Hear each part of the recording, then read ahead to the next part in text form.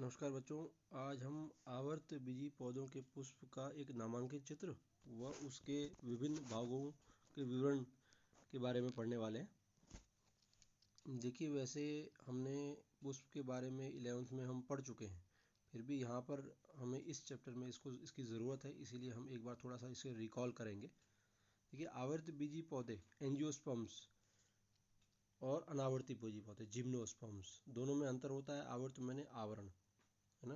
तो एंजियोस्पर्म जो होते हैं उनके सीड जो हैं, जो उनके बीज होते हैं वो चोल के अंदर होते हैं या कवरिंग होती है जिनमें।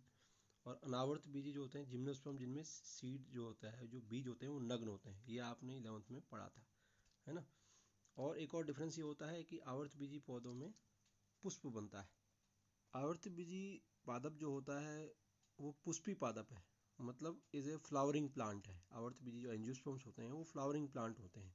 जिम्नोस्पर्म जो होते हैं फ्लावरिंग प्लांट नहीं होते। और ये आपको पता है, 11th में हमने ये पढ़ा है कि जो आवर्त बीजी हैं वो क्रमिक विकास में अनावर्त बीजियों से ऊपर हैं, मतलब ये ज़्यादा एडवांस हैं, ज़्यादा जटिल, है ना, पौधे हैं, ज़्यादा एडवांस है ना, उनसे आगे हैं।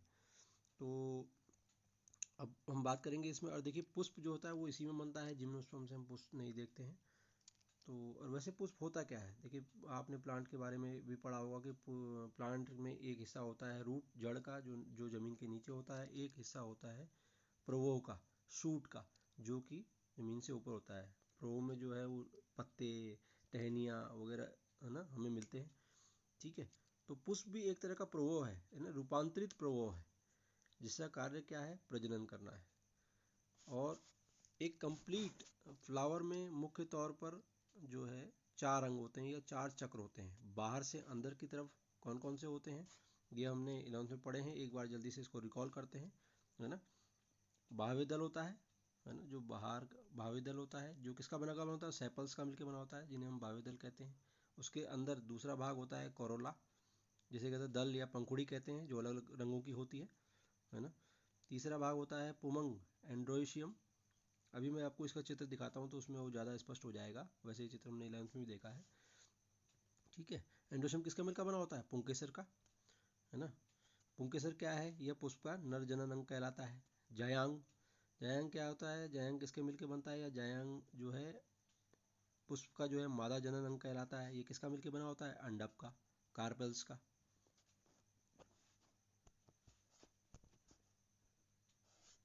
ये देखिए, एक बाइसेक्सुअल फ्लावर, एक द्विलिंगी पुष्प का एक चित्र मैंने आपके सामने यहाँ रखा है।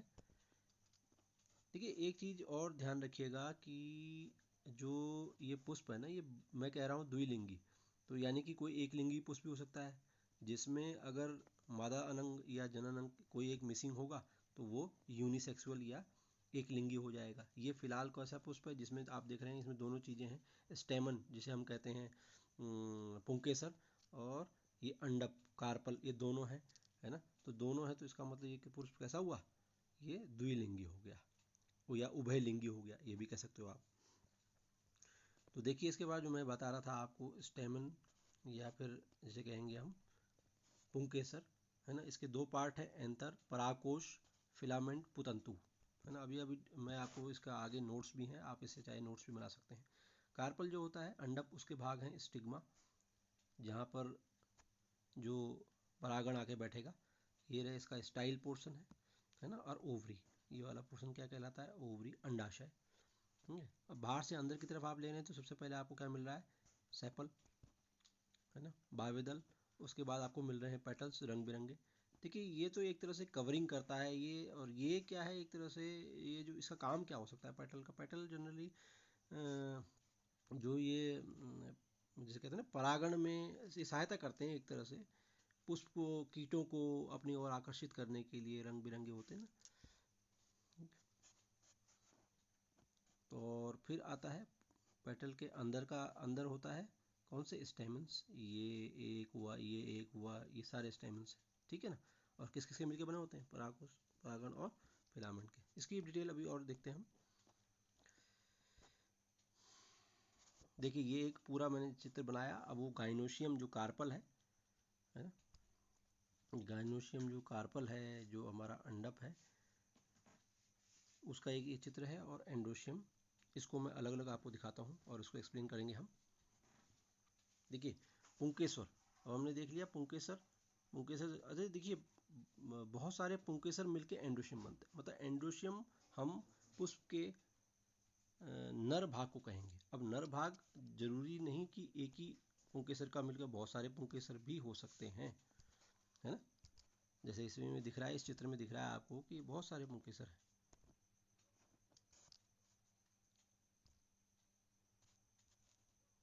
तो किस किस का मिलकर बनता है? तो देखो ये पूरा का पूरा क्या है, पुतंतु है, फिलामेंट है, और ये इसके ये जो पोर्शन है इसको हम कहते हैं परागकोश। परागकोश कह रहे हैं यानी कि कोश है, इसमें क्या होते हैं, परागण, पॉलन ग्रेन्स इसके अंदर ही बनते हैं। इसकी डिटेल हम देखने वाले हैं वो कैसे बनते हैं, ठीक है। तो इसको लघु बीजाणुधानीय भी हम कैसे कहते हैं, नहीं? तो पुंकेसर के परागकोश में एंथर में पराग मात्र कोशिका पॉलन मदर सेल से अर्धसूत्री विभाजन द्वारा परागण पॉलन ग्रेन्स का निर्माण होता है। परागण नर युग्मोद्भिद भी कहलाता है। ये आपको याद रखना है, ठीक है।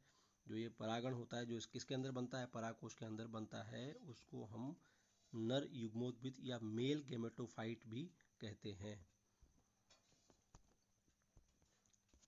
नेक्स्ट, स्त्री केसर अंडक, है ना। कार्पल के 3 भाग होते हैं, कौन कौन से? जैसे ये पहले ही बताया मैंने आपको, इसे कौन कौन से मेन भाग हैं। ये देखिए, ये ऊपर वाला पोर्शन है स्टिग्मा है, ये स्टाइल है, और ये नीचे वाला पोर्शन है जो ये ओवरी है। इसी को इसी से बाद में इसके अंदर जो ये पोर्शन है मेगास्पोरेंजियम भी कहते हैं इसको। ये ओव्यूल्स हैं, ओव्यूल्स जो बाद में बीज बन जाते हैं, है ना। मेगास्पोरेंजियम भी कहते हैं, दीर्घ बीजाणु धानी, ठीक है।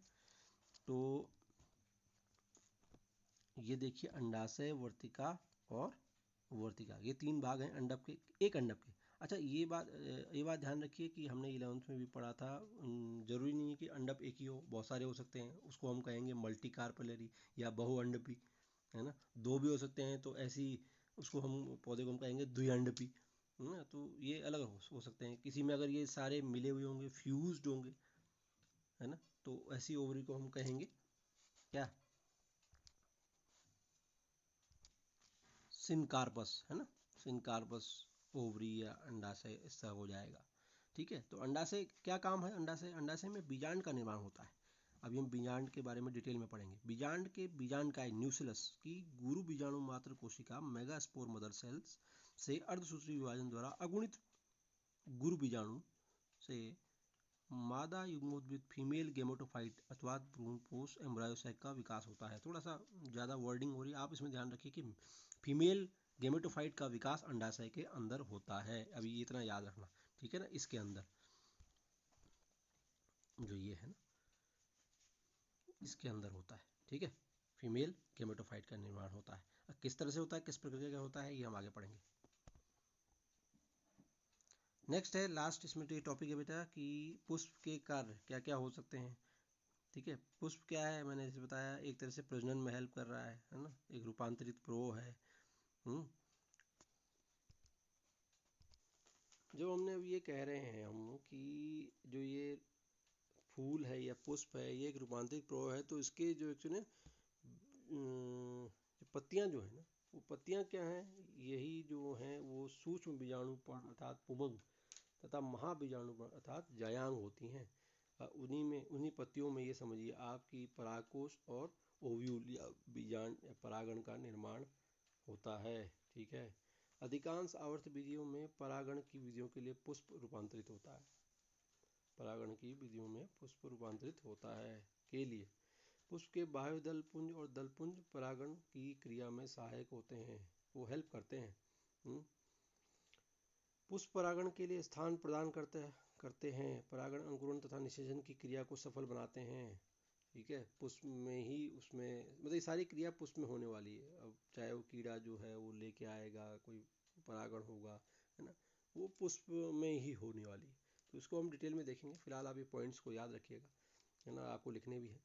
पुष्प का अंडप कार्पल का अंडाशय से पुष्प का अंडप यानी कार्पल का अंडाशय से परिवर्धित होकर फल बनता है। ये भी हमने तो पहले अंश में भी देखा है, ठीक है ना।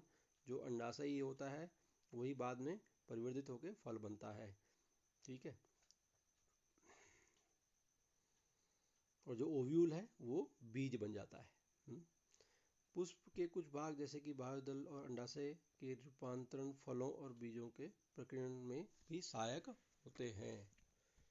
ठीक है बच्चों, ये था पुष्प का एक